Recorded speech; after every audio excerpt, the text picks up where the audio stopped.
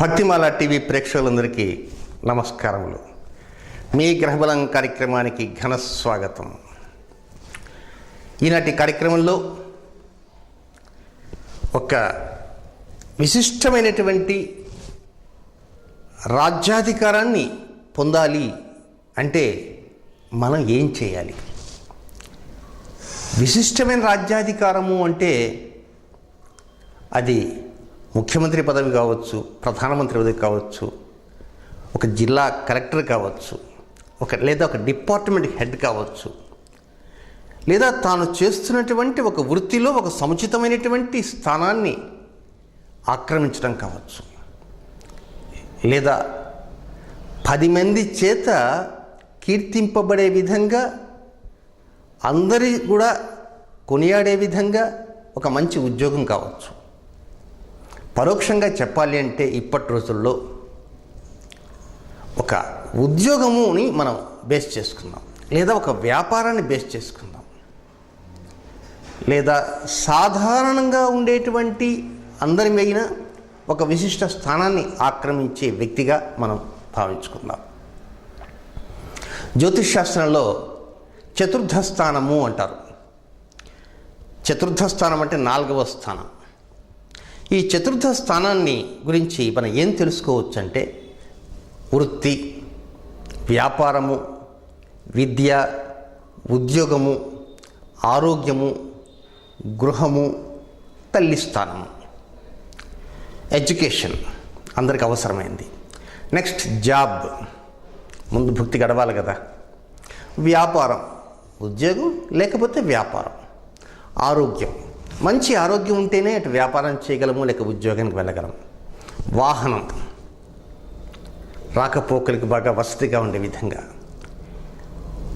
ఇవన్నీ కూడా మనం తెలుసుకోవాలంటే జ్యోతిష్ శాస్త్రంలో 4వ స్థానాన్ని గురించి మనం తెలుసుకోవాలి.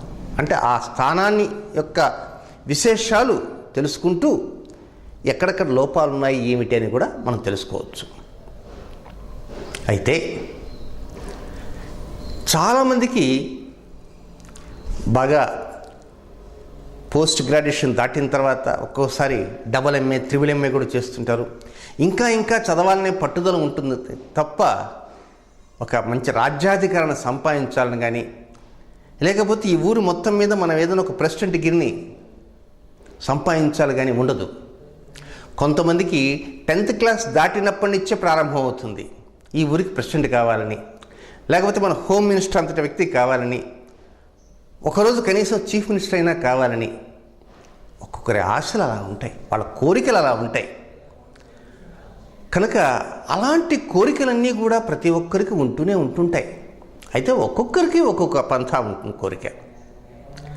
సరే, ఏది ఏమైనప్పటికీ కూడా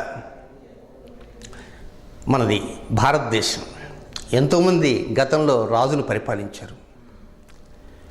అలాగే ఇలాంటి రాజులు ఈ దేశంలో పరిపాలించారు అంటే, ఆ రాజ్యాధికారాన్ని కైవసం చేసుకోగలిగారంటే వారికి ఒక దేవి యొక్క అపారమైనటువంటి అనుగ్రహం ఉంటేనే అది సాధ్యమవుతుంది. కనుక ఆ దేవి కృప వలన వీరు ఆ రాజ్యాన్ని పొందగలుగుతారు. మరి ప్రస్తుతం రాజ్యాలు లేవు, రాష్ట్రాలు ఉన్నాయి, గ్రామాలు ఉన్నాయి, ఆ తర్వాత తాలూకాలు, మండలాలు, జిల్లాలు, కొన్ని కాలనీస్లో ఒక హెడ్గా ఉంటుంటారు, కార్పొరేటర్ అని. సో ఎలా అయినా సరే అది ఒక రాజకీయ సంబంధమైనటువంటి పెద్దపీట కావచ్చు, లేక వృత్తిలో తాము ఎంచుకున్నటువంటి ఉద్యోగంలో ఒక పెద్దపీట కావచ్చు, లేదా తాము చేస్తున్నటువంటి వ్యాపారంలో ఒక ఉన్నతమైనటువంటి స్థితి కావచ్చు. స్థితి ఏమైనప్పటికీ కూడా అలాంటి ఉన్నత స్థితిని పొందటము పరోక్షంగా ఉద్యోగము అని అనుకుందాం. ఈ రోజుల్లో ఎంతోమంది మాకు ఇంకా ప్రమోషన్ రాలేదండి, ప్రమోషన్ కోసం ప్రయత్నం చేస్తున్నామండి, చివరిదాకా వస్తుంది, వెంటనే వెళ్ళిపోతుందండి అనుకునేవారు చాలామంది ఉంటారు. అలాగే వారి శ్రీమతి గారు ఉంటారు, మా శ్రీవారు ఎంతో కష్టపడతారండి, నయా పైసా కూడా లంచం తీసుకోరండి, అదేం కర్మో కానీ లక్షల లంచాలు తీసుకునేటువంటి ఆ పరంధామి గారి అబ్బాయికి మాత్రం బ్రహ్మాండమైన పదవి వచ్చిందండి. ఒక్క పైసా తీసుకోకుండా న్యాయంగా ధర్మంగా పోతున్నట్టు మా శ్రీవారికి మాత్రం ఇంతవరకు ప్రమోషన్ లేకపోగా ఏదో పనికిమాలినటువంటి ఊరు వేశారండి అని మనం వింటుంటాం. ఇలాంటి వారందరికీ ఒక అద్భుతమైనటువంటి పరిష్కారాన్ని తెలియజేయబోతున్నాను. ఈ పరిష్కారం 2 రకాలుగా ఉంటుంది. ఒకటి ఈరోజు చెప్పబోయేటువంటి పరిష్కారం, రెండవది షోడశ చూతపత్ర కదమ్మంలోనూ మరియు రాజయోగ పరిహార పట్టికలోనూ ఆ పరిహారం వస్తుంది. అయితే రాజయోగ పరిహార పట్టికలో వచ్చేటువంటి ఆ పరిహారం మాత్రం కొంత కష్టసాధ్యంగా అనిపిస్తుంటుంది. అంటే గురూపదేశం అంటూ కావాలి. ఆ గురూపదేశం ద్వారా ఆ మంత్రాన్ని మనం తెలుసుకొని ప్రతిరోజు కూడా ఆ మంత్రాన్ని జపిస్తూ పారాయణ చేస్తూ ఉంటే విశేషమైనటువంటి స్థితి కలుగుతుంది. ప్రస్తుతం ఈరోజు చెప్పేటువంటి దాంట్లో మాత్రం మంత్రం కాకుండా కేవలం ఒక శ్లోకము మరియు నామాలు మాత్రమే వెళ్దాం. ఆ మంత్రానికి ఉన్నటువంటి స్థితి వేరు, ఈ నామాలకు ఉన్నటువంటి స్థితి వేరు కనుక అది ప్రత్యేకంగా ఆ యొక్క మంత్రాన్ని తెలుసుకోవాలి అంటే ఒక ఎపిసోడ్ అలా కూడా మీకు ప్రత్యేకంగా రాజయోగ పరిహార పట్టికలో ప్రారంభం తర్వాత చెప్పబోతున్నాను. ఇక ఏమిటి ఆ మంత్రం? అదే శ్రీ విద్య. షోడశాక్షరి 16 అక్షరాలతో 16 బీజాక్షరాలతో ఉన్నటువంటి మంత్రమే శ్రీ విద్య. కనుక ఆ శ్రీ విద్య అనేటువంటి ఆ మంత్రానికి అధిష్టాన దేవతే రాజరాజేశ్వరి. ఆ మంత్రానికి అధిష్టాన దేవత ఎవరు? రాజరాజేశ్వరి. అందుకే మనకు లలితా సహస్ర నామ స్తోత్రంలో 134వ సంఖ్యలో 2 లైన్లు ఉంటాయి. 134 134 దాంట్లో 2 లైన్ల శ్లోకం ఉంటుంది. అదేమిటంటే రాజరాజేశ్వరి రాజ్యదాయిని రాజ్యవల్లభ రాజత్కృప రాజపీఠ నివేశిత నిజాశ్రిత. మొత్తం ఇది 2 లైన్లు ఉండేటువంటి శ్లోకంలో 5 నామాలు ఉన్నాయి. ఎన్ని నామాలు? 5 నామాలు ఉన్నాయి. కానీ అక్కడ షోడశాక్షరి అని మనం చెప్పుకున్నామే, అది ఇచ్ఛాశక్తి, క్రియాశక్తి, జ్ఞానశక్తి. కనుక అలాంటి అద్భుతమైనటువంటి ఆ విశేషాలన్నీ కూడా మనం రాజయోగ పరిహార పట్టికలో తెలుసుకుందాం. అసలు శ్రీ విద్య అంటే ఏమిటి, ఆ బీజాక్షరాలు ఏమిటి, కనుక ఆ బీజాక్షరాలు మొత్తం ఎన్ని రకాలుగా ఉన్నాయి, ఒక్కొక్క బీజాక్షరం ఏ యొక్క దేవతకు సంబంధించింది, అది ఏ విధంగా ఉపదేశం తీసుకోవాలి, ఉపదేశం తీసుకున్న తర్వాత ఆ విధంగా చేస్తే ఏమొస్తుంది, గతంలో అలాంటి ఉపదేశాలు తీసుకున్న ఎవరైనా ఉన్నారా, ఇలాంటి వివరాలన్నీ కూడా తర్వాత రాజయోగ పరిహార పట్టికలో మనం తెలుసుకుందాం. అది దసరా నెల నుంచి ప్రారంభమవుతుంది. అయితే ఈరోజు ప్రతి ఒక్కరూ కూడా తాము చేస్తున్నటువంటి ఉద్యోగాలలో ఉన్నతి పొందటానికి కానీ, లేక ఉద్యోగం లేకుండా కేవలం ప్లాట్ఫామ్ మీద తిరుగుతూ ఉంటారు. పాపం ఎంత కష్టపడినప్పటికీ కూడా వారికి ఉద్యోగం దొరకదు. ఇలాంటి వారు ఉంటారు. చాలామంది అంటుంటారు ఆవగింజంత అదృష్టం కూడా ఉండాలి అని. కనుక ఆవగింజంత అదృష్టం ఉండాలి అంటే ఆ అదృష్టాన్ని అనుగ్రహించే దేవతే రాజరాజేశ్వరి. కనుక ఆ రాజరాజేశ్వరి తల్లిని మనం స్తోత్రించాలి, కీర్తించాలి, ప్రార్థించాలి. ఆ తల్లి యొక్క అనుగ్రహాన్ని పొందటానికి మనం ఆ తల్లిని ఏ ఏ పదార్థాలతో ఆ తల్లికి ప్రసాదంగా నైవేద్యంగా మనం ఇవ్వగలిగితే మనకు ఫలితాలు వస్తాయో మనం ఈనాటి కార్యక్రమంలో తెలుసుకుందాం. ఇక లలిత సహస్రనామ స్తోత్రంలో 134వ శ్లోకం ఉంది. ఈ పాటికే మీరు పుస్తకాలు తెరిచి ఉంటారు. రాజరాజేశ్వరి రాజ్యదాయిని రాజ్యవల్లభ రాజత్కృప రాజపీఠ నివేశిత నిజాశ్రిత. ఇవి 2 లైన్లు. ఈ 2 లైన్లలో 5 నామాలు ఉన్నాయి. ఇప్పుడు మీరు సహస్రనామాలు తీసుకున్నారనుకోండి, అందులో మొదటిది 684వ నామం. ఓం ఐం హ్రీం శ్రీం రాజరాజేశ్వర్యై నమః. రెండవది 685వ నామం. ఓం ఐం హ్రీం శ్రీం రాజ్యదాయిన్యై నమః.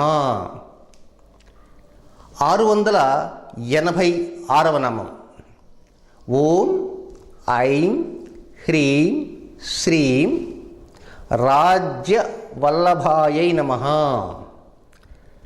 ఆ తర్వాత 687వ నామం. ఓం ఐం హ్రీం శ్రీం రాజత్కృపాయై నమః.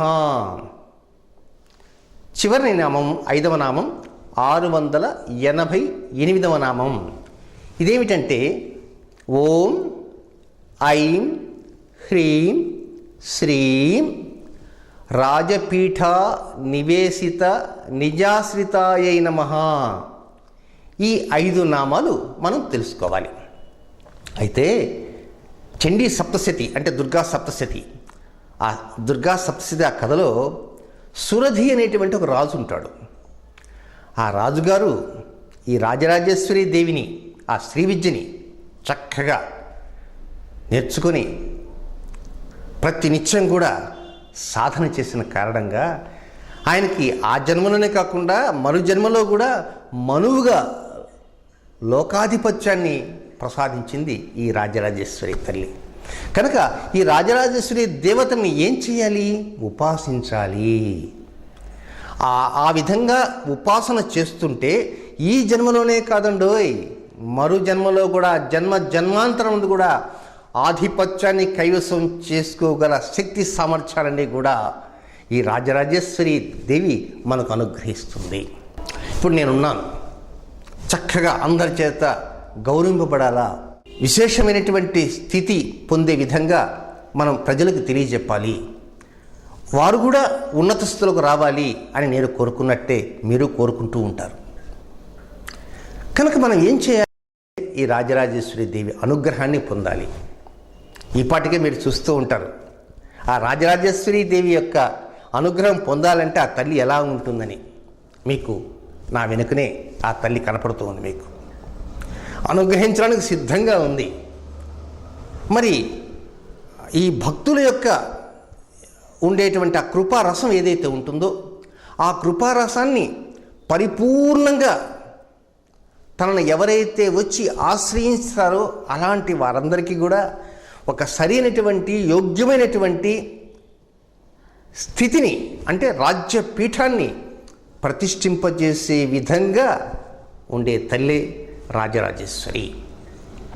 అయ్యా సిద్ధాంతి గారు, మేము సిద్ధంగా పెట్టుకున్నాము, 5 నామాలు మా దగ్గర ఉన్నాయి, ఇంక ఎలా, ఏ విధంగా చేయాలి? దీనికి ప్రస్తుతం భాద్రపద మాసం జరుగుతుంది కనుక ఇది పితృపక్షం, మహాలయ పక్షం కనుక ఈ యొక్క పక్షం దాటంగానే ఆశ్వీజ మాసం వస్తుంది కనుక ఆశ్వీజ మాసం నుంచి ప్రారంభం చేయండి. అయితే కొన్ని నియమాలంటూ ఉన్నాయి. ఏమిటవి? ఈ తల్లిని ప్రార్థించాలి అంటే పసుపు రంగు పుష్పాలు మాత్రమే అవసరము. చామంతి పూలు ఉంటాయి కదా, చామంతి పూలు లేదా మీకు అందుబాటులో ఉన్నటువంటి పసుపు రంగులో ఉండేటువంటి పుష్పాలు మాత్రమే అవసరము. ఇక రెండవది నైవేద్యం. నైవేద్యాన్ని ఏం చేయాలి అంటే ప్రత్యేకంగా ఆ తల్లికి ఒక నైవేద్యం ఉంది. అది మనం ఒక చిన్న విరామం తర్వాత తెలుసుకుందాం.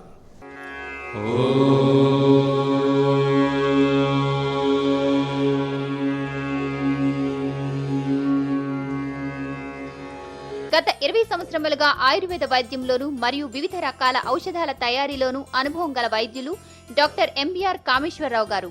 Surabhi Ayurveda Chikitsalayam, plot number 134, CIFL colony, east Anandbagh, Safilguda, Hyderabad 5,47,000. సంప్రదించాల్సిన phone number 040272444293. Sanjeevan Netralaya retina care centre.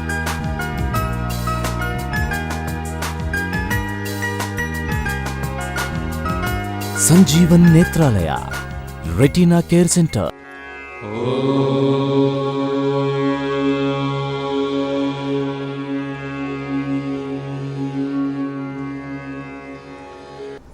తర్వాత మీ గ్రహబలం కార్యక్రమానికి పునఃస్వాగతం. ఇక నైవేద్యం ఏమిటి అని ఎదురు చూస్తున్నారు కదా. అటుకులు. అటుకుల్లో కూడా రకరకాల అటుకులు ఉంటాయి. కొన్ని పల్చగా ఉండే అటుకులు ఉంటాయి, కొన్ని బొంతటుకులు ఉంటాయి.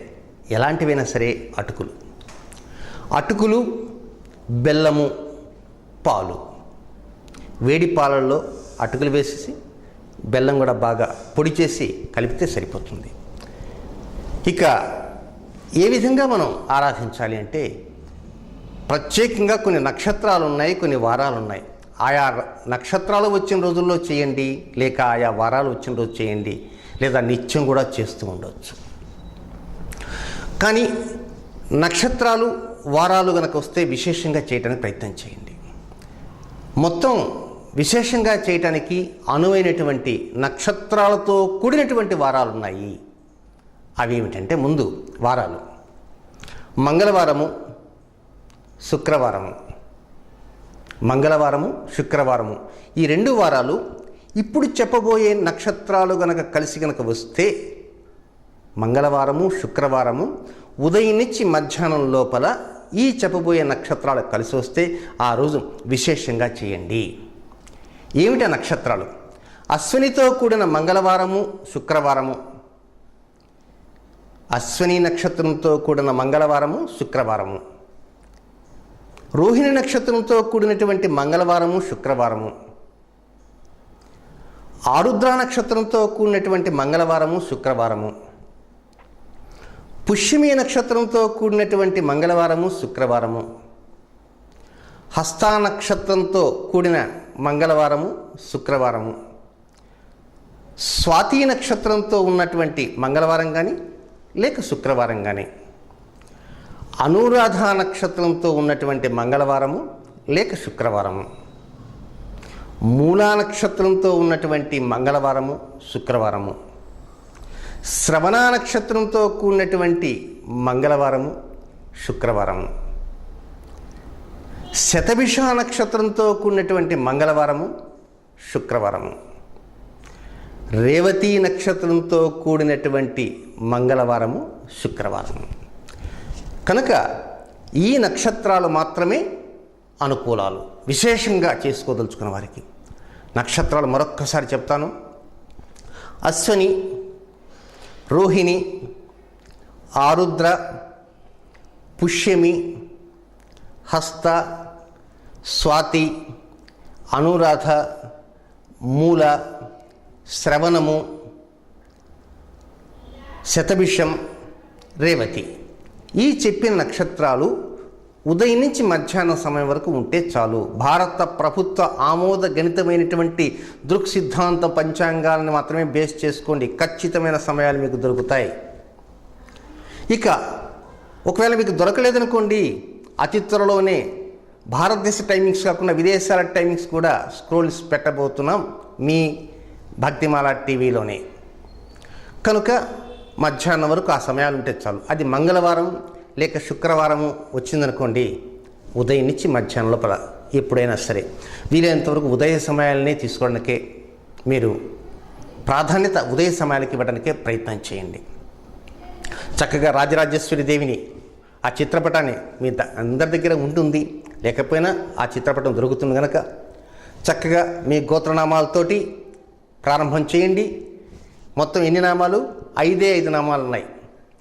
684, 685, 686, 687, 688 నామాలు.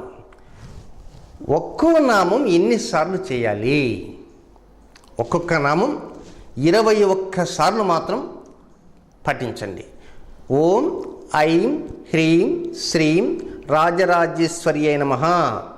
ఓం ఐం హ్రీం శ్రీం రాజ్యదాయిన్యై నమః. ఆ విధంగా వరుసగా 5 నామాలు చదవండి, ఆపండి. ఆ తర్వాత రెండవసారి మళ్ళా ప్రారంభం చేయండి. అయిన తర్వాత మళ్ళీ మూడవసారి అలా చేయండి. కానీ ఒకే నామం 21 సార్లు చదివి ఆ తర్వాత అది కాగానే రెండవ నామం మళ్ళీ 21 టైమ్స్ అలా చేయకండి. 684, 85, 86, 87, 88 ఈ 5 నామాలు పూర్తయితే ఒక్కసారి చేసినట్టు. ఆ తర్వాత రెండవసారి. మేము పొరపాటున 24 సార్లు అయిందండి, ఇబ్బందా? ఏమీ ఇబ్బంది లేదు. మేము లెక్కించుకోవడం తప్పు లెక్కించుకోవడం 20 అయిపోయిందండి, ఒక్కటి తగ్గిందండి, ఇలాంటివి వస్తుంటాయి సహజంగా. కానీ భక్తితోటి విశ్వాసంతో ఆ సమయంలో గుర్తుంచుకోండి, 21 సార్లు చేయాలి కదా. మన చింత గింజలు ఉంటాయి, లేకపోతే చిన్న చిన్న పూసలు ఉంటాయి, 21 పూసలు పెట్టుకోండి. కనుక భక్తి విశ్వాసం చాలా ముఖ్యం. ఆ ప్రకారం చేయండి. చేసే సమయాలలో నిత్యం కూడా చేయవచ్చు, పైగా ఆయా నక్షత్రాలు ఆయా రోజుల్లో కూడా చేయండి.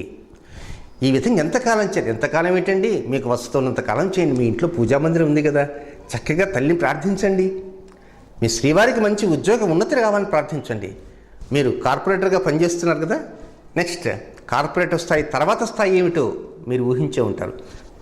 ఆ స్థానం కావాలని కోరుకోండి. లేదా మంచి వ్యాపారం చేస్తున్నాను అనుకోండి, మన వ్యాపార స్థానంలో బ్రహ్మాండమైనటువంటి లాభాలు పొందటమే కాకుండా ఈ వ్యాపారస్తులు అందరి మీద కూడా మనమంతా కూడా ఏకగ్రీవంగా ఎన్నిక కావాలి, ఒక లబ్ధిని పొందాలి అనేటువంటి దీక్షతో మీరు ఉండాలి. కనుక ఈ ప్రకారంగా చేస్తూ ఉండండి. విశేషమైనటువంటి పరిస్థితులు తప్పకుండా ఆ తల్లి అనుగ్రహిస్తుంది.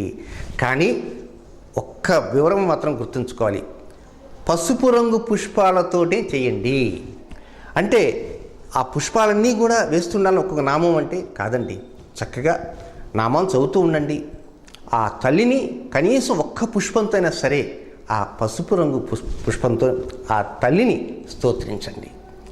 ఇక నివేదన గుర్తుంది కదా, వేడి పాలలో బెల్లము మరియు అటుకులు వేసి చక్కగా తర్వాత ఆ తల్లికి నివేదించండి. అంతే, వెరీ సింపుల్. ఈ ప్రకారం చేస్తూ ఉండండి. ఆ తల్లి యొక్క అనుగ్రహాన్ని తప్పకుండా పొందుతారు. మీరంతా ఆ తల్లిని ఆశ్రయిస్తారు కనుక మీకు సరైనటువంటి యోగ్యమైనటువంటి రాజ్య పీఠం ఎక్కడ ఉందో ఆ పీఠాన్ని తీసుకొస్తుంది, ఆ పీఠాన్ని మీ ముందు ఉంచుతుంది. ఆ పీఠం మీద మీరు హ్యాపీగా అలా కూర్చుంటారు. కనుక మంచి పీఠ కావాలని మీరు కోరుకోండి. ఇది ఈనాటి మీ గ్రహబలం కార్యక్రమం. తిరిగి రేపటి కార్యక్రమంలో కలుసుకుందాం. అంతవరకు సెలవు. నమస్కారం.